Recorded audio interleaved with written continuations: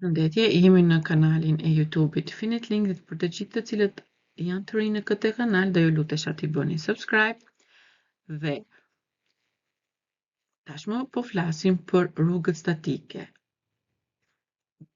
Duke ditur që kemi disa mënyra dinamike për të dërguar një paket në një destinacion, pyetja lind pse ne duhet të dimë të konfigurojmë një rrugë statike e cila duhet të konfigurohet manualisht.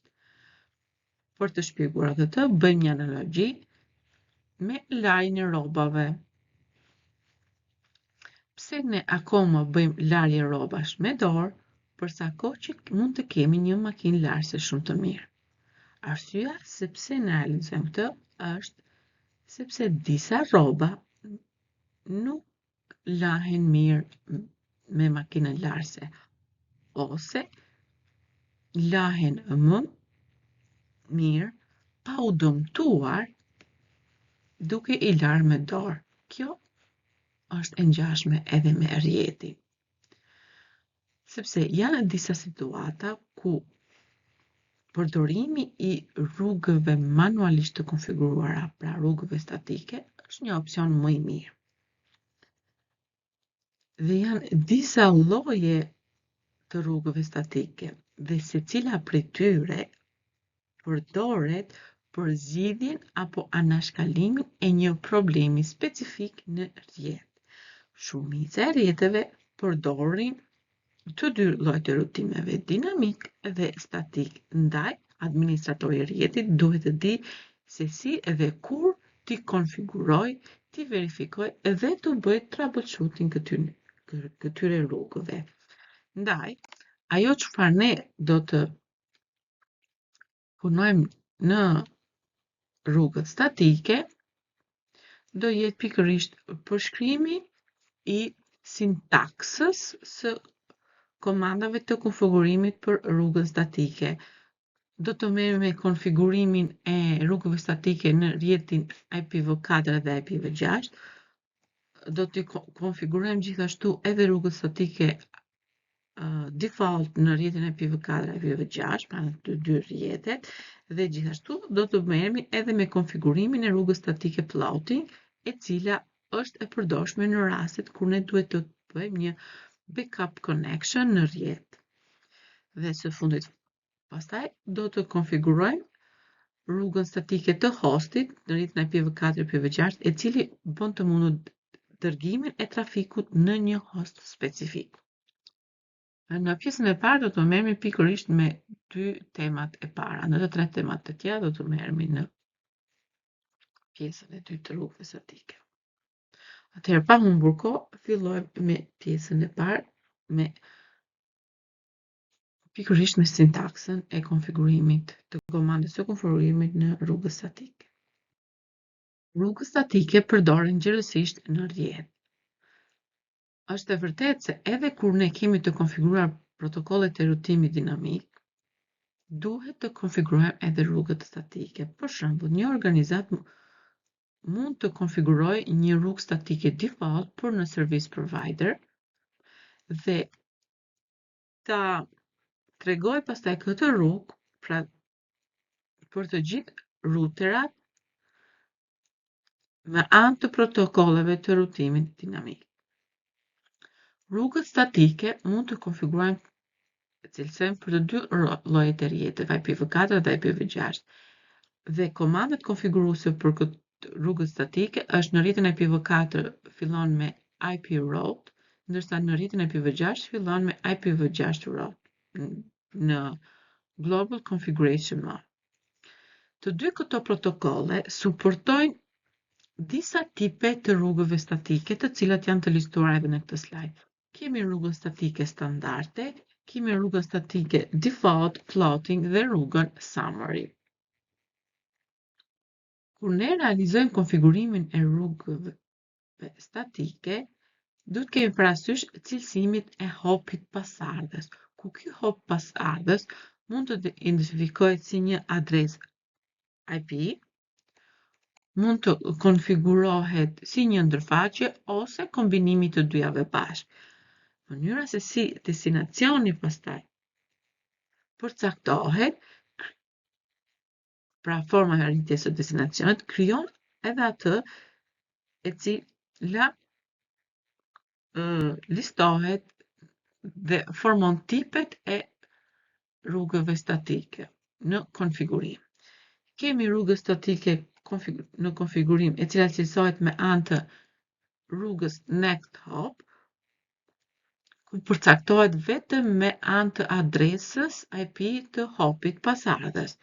Kemi rrugën directly connected static row, pra rrugë statike direkte lidhur, në të cilën specifikohet vetëm ndërfaqja dalëse e routerit nga ku do dërgohen të dhënat.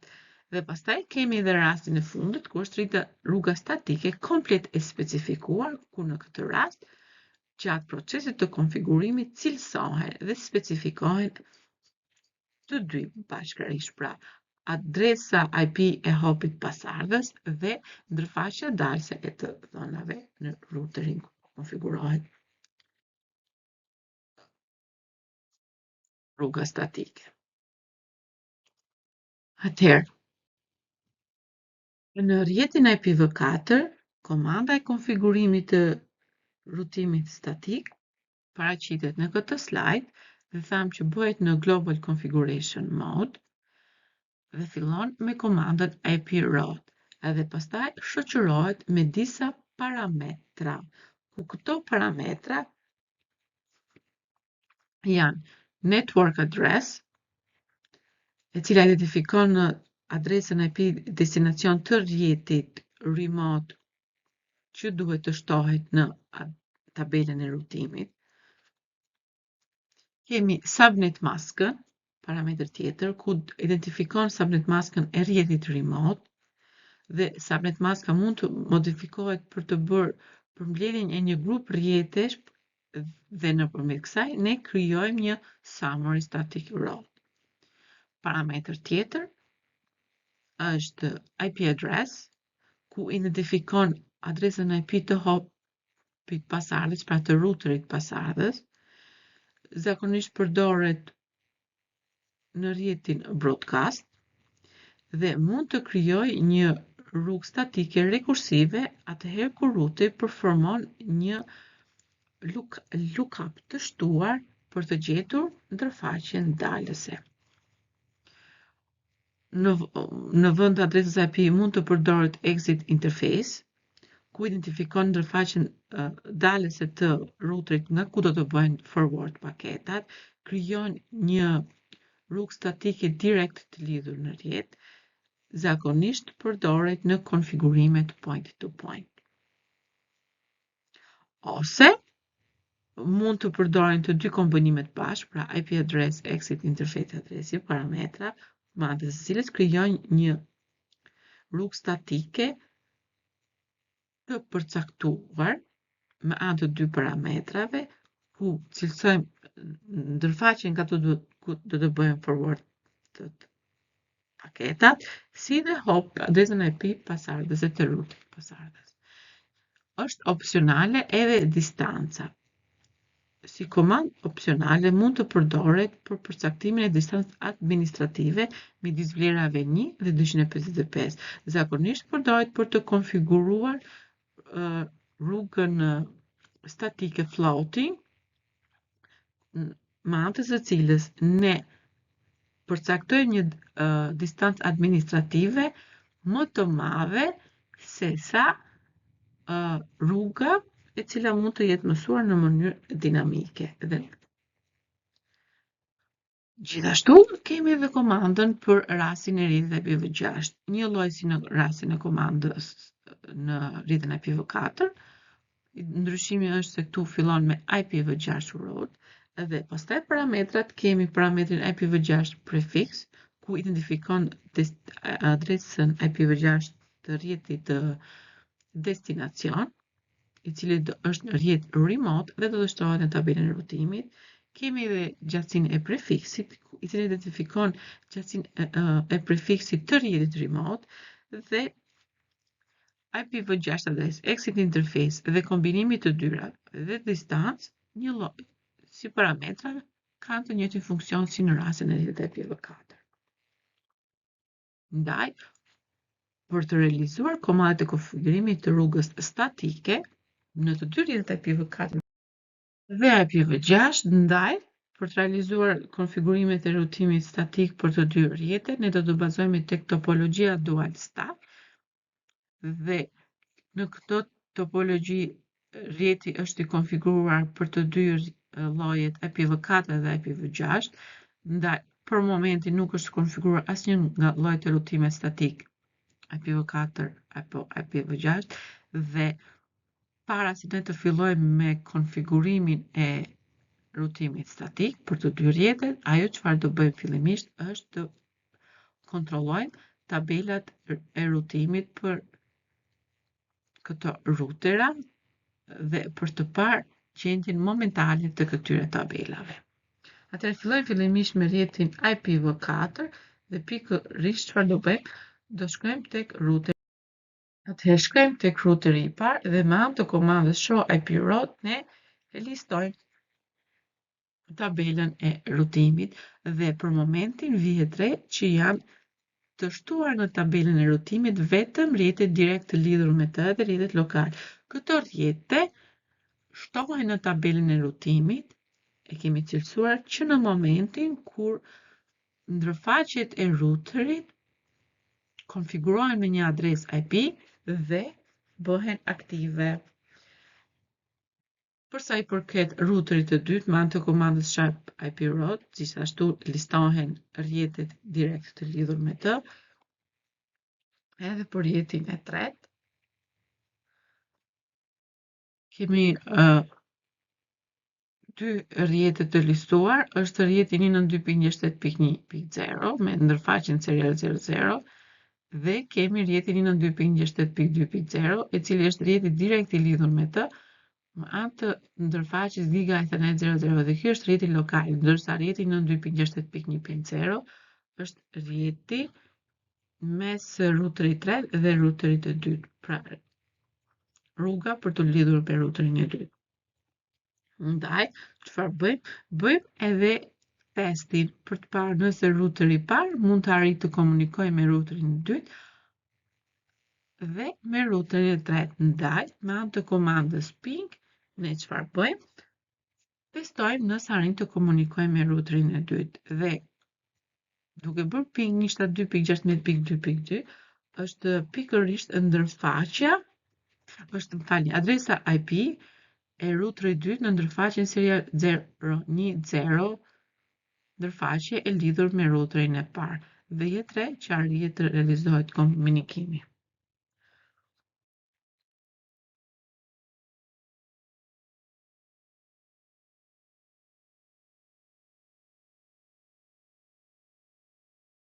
Ndërsa në rastin kur do të testoj ruterin e tretë, pra me anë komandës ping 192.168.2.1,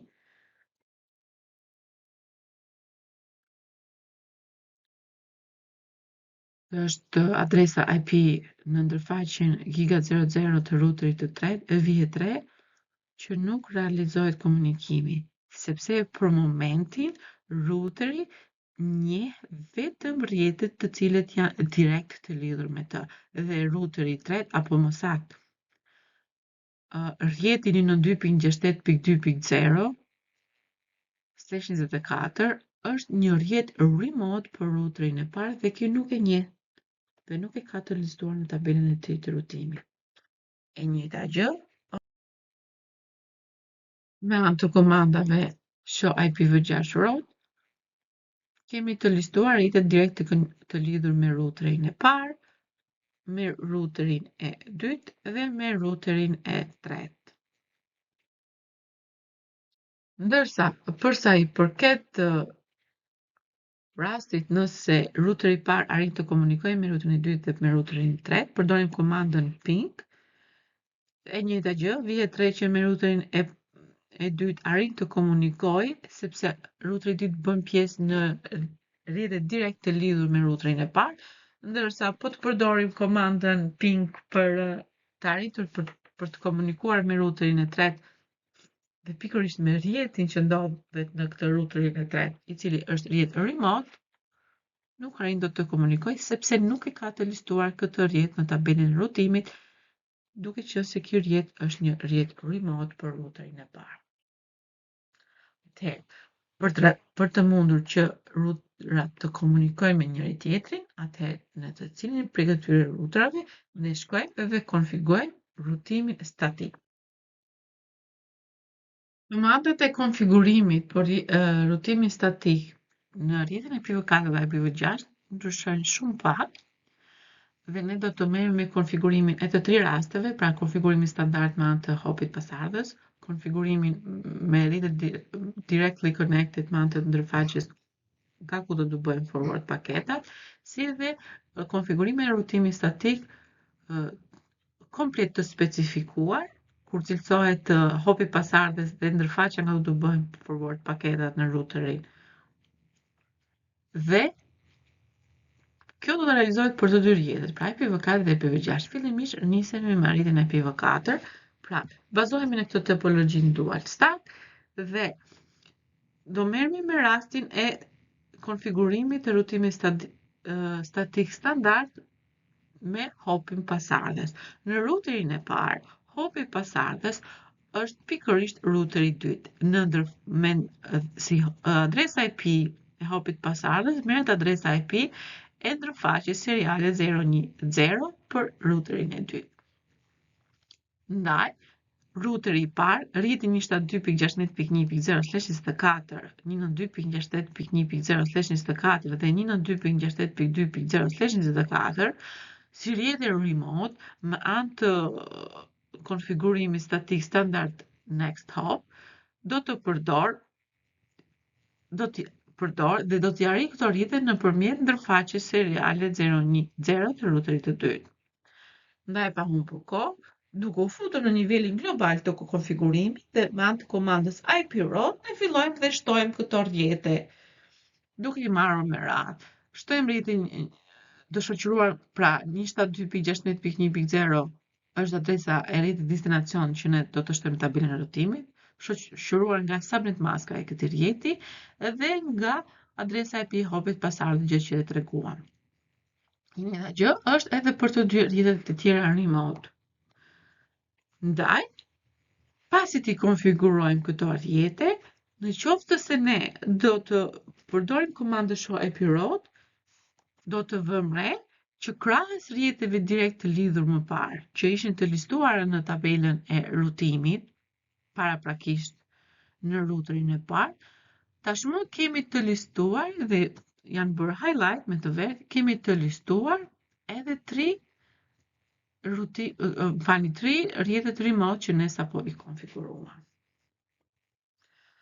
Atëherë, të njëjtën gjë do të realizojmë edhe për rrjetin e IPv4.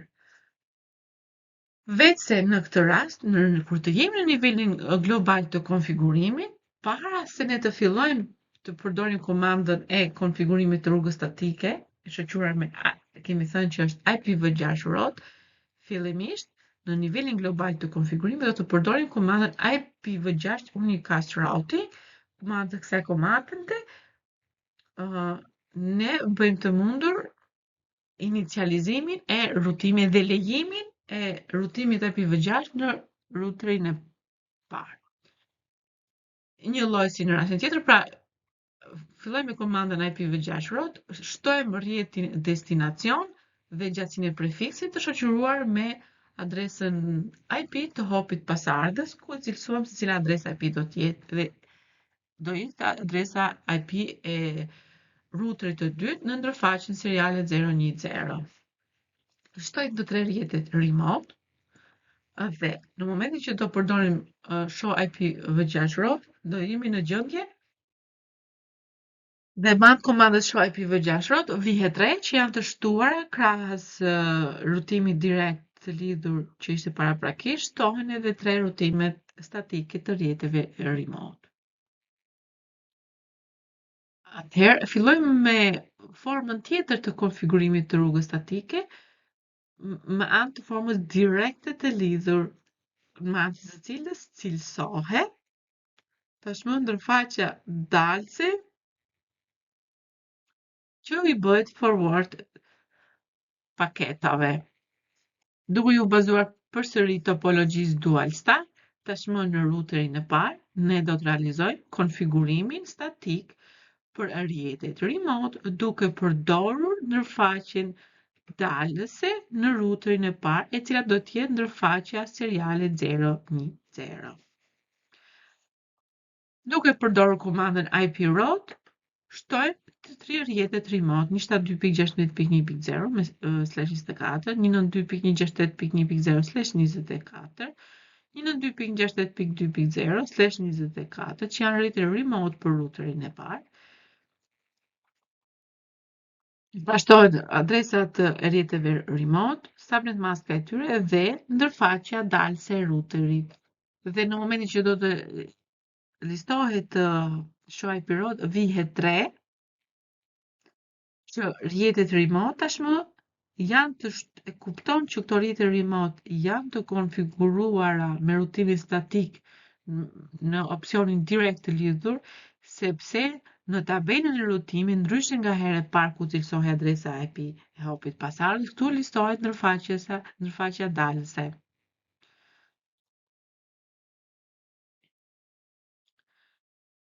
E njëjta gjë është edhe për rastin e rrjetit IPv6. Ndiqen të njëjtat hapa dhe me komandën show IPv6 route vije 3 që janë të listuara edhe rrjetet remote.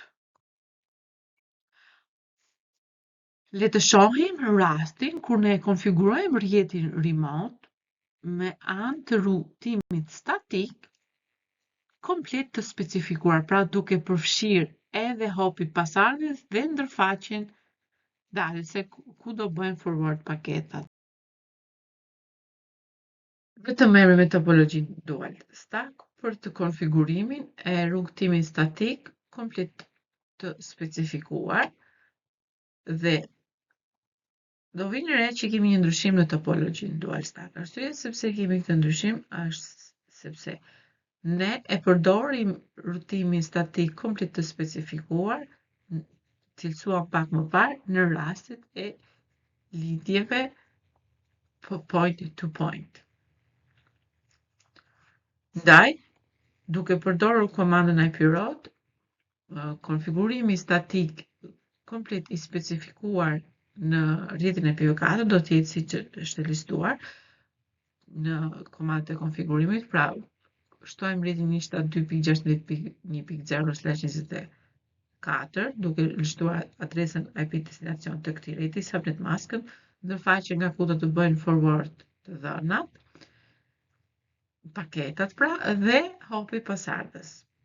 Njëjta gjë për të gjithë rrjetet remote. Dhe në momentin që ne përdorim komandën show IP route, vije 3 që është e listuar në tabelën e rutimit si rrjete remote të njohura me anë të rutimit statik dhe janë të cilësuar edhe hopi pasardhës dhe ndërfaqja nga ku do të bëhen forward paketat.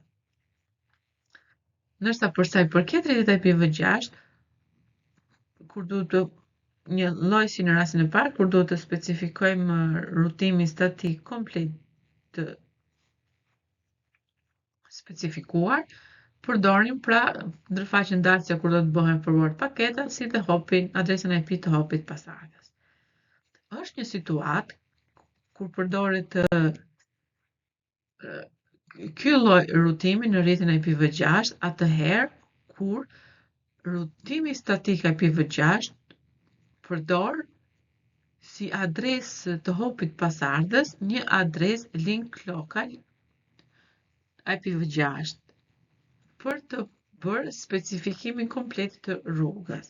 Dhe në figurë tregohet një shembull të rutimit statik komplet të specifikuar duke përdorur pikërisht këtë adresën link local IPv6 si adresë hopit pasardhës. Ndaj, në momentin kur ne realizojmë konfigurimin në nivelin global të konfigurimit, gjithmonë duke cilësuar këtë, përdorim komandën IPv6 route, shoqëruar me adresën IP destinacion, adresa IPv6 destinacion, shoqëruar me gjatësinë e prefiksit për këtë destinacion, dhe si hapi pasardhës përdoret për adresën IP përdoret pikërisht adresa IPv6 link local. Gjithashtu cilësohet edhe ndërfaqja në hapin e dytë, cilësohet edhe ndërfaqja nga ku do t'i bëjmë forward të dhënat. Dhe me anë të komandës show IPv6 static route, jemi në gjendje tash shikojmë që është shtuar në tabelën e rutimit.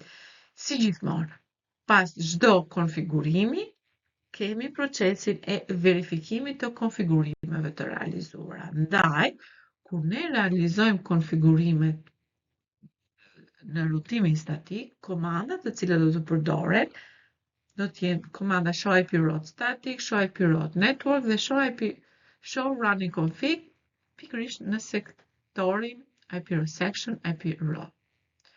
I vetmi ndryshim për rrjetet IPv4 dhe IPv6 do të jenë pikërisht në vend të show IP në rrjetin IPv4, për rrjetin IPv6 do jetë show IPv6.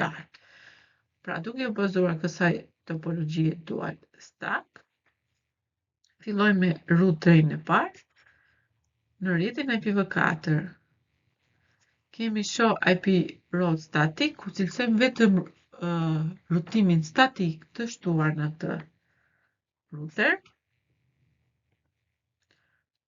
ose përdorim komandën show IP route shoqëruar me adresën e destinacionit që ne do të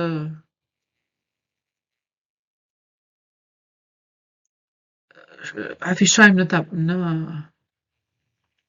tabel. Kemi edhe rastin kur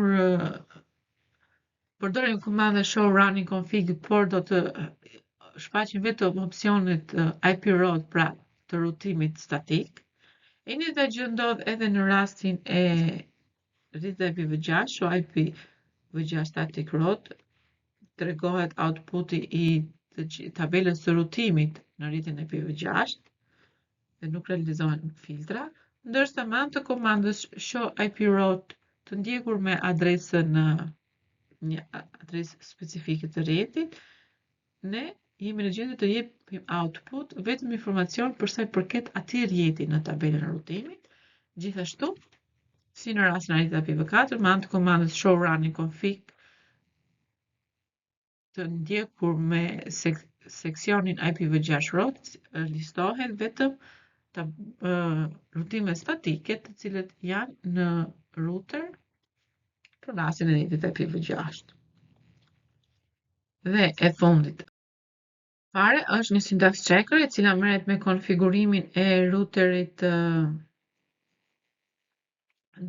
dhe 3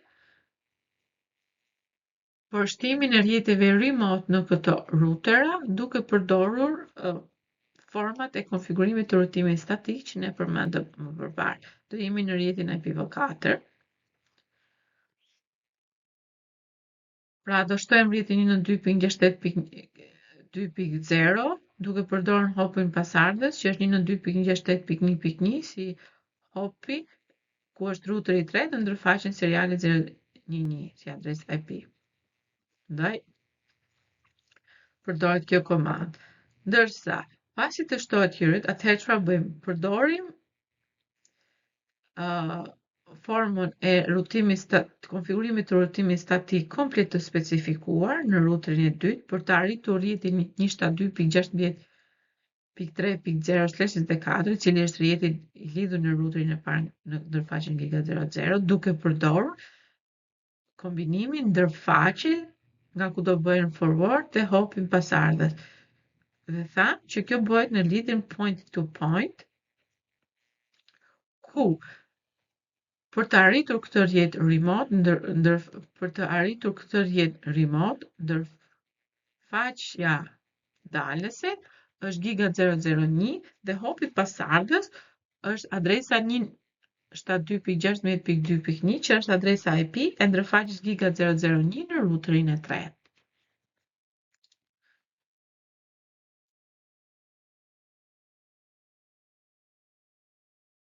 Pasi realizohet edhe ky konfigurim, atëherë fillojmë edhe konfigurojmë për ruterin e dytë edhe rutimin IPv6 për të arritur rrjetin 22.16.3.0.255.255.255 duke përdorur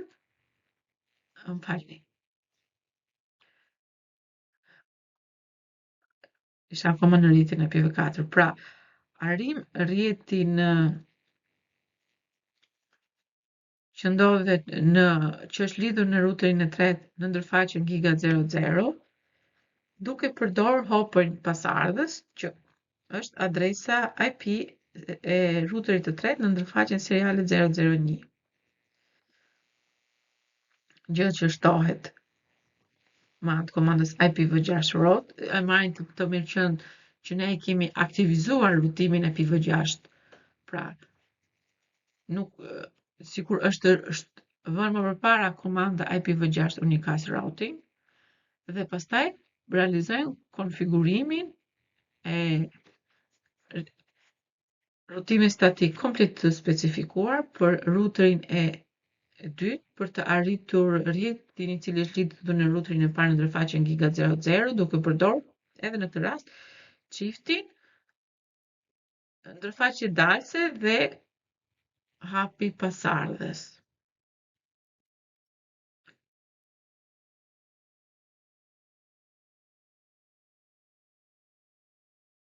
Dhe pasi realizojmë konfigurimet në ruterin e tretë, përdorim komandën show IP root për të listuar konfigurimet që janë bërë në rrjetin IPv4, ndërsa me anë të komandës show IPv6 root cilësojmë dhe afishojmë konfigurimet që janë bërë në për rrjetin IPv6. Pra, shtohet rutimi statik. Dhe të njëjtat konfigurime që në realizuan për ruterin e dytë do të realizojmë në ruterin e tretë, duke ndjekur hapat të cilët janë në syntax checker. Për të shtuar rrjetet remote, ku për ruterin e tretë rrjetet remote janë rrjeti 172.16.1.0, 172.16.2.0/24, 172.16.3.0/24 si rrjet IPv4 dhe gjithashtu edhe rrjetet IPv6. Dhe pasi të realizojmë konfigurimet, ajo çfarë na mbetet të bëjmë është të kontrollojmë konfigurimet me anë të komandës show IP root në rrjetin IPv4 dhe show IPv6 root në rrjetin IPv6.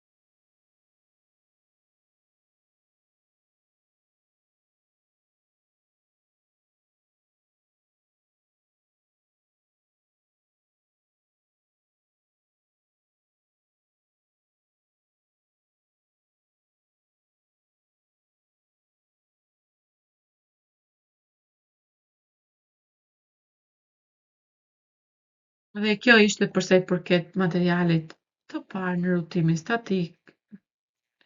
Shihemi në sesionin e ardhshëm dhe mos harroni të bëni subscribe kanalit nëse jeni të rinj në këtë kanal dhe nëse ju pëlqeu video ndajini atë me shoh.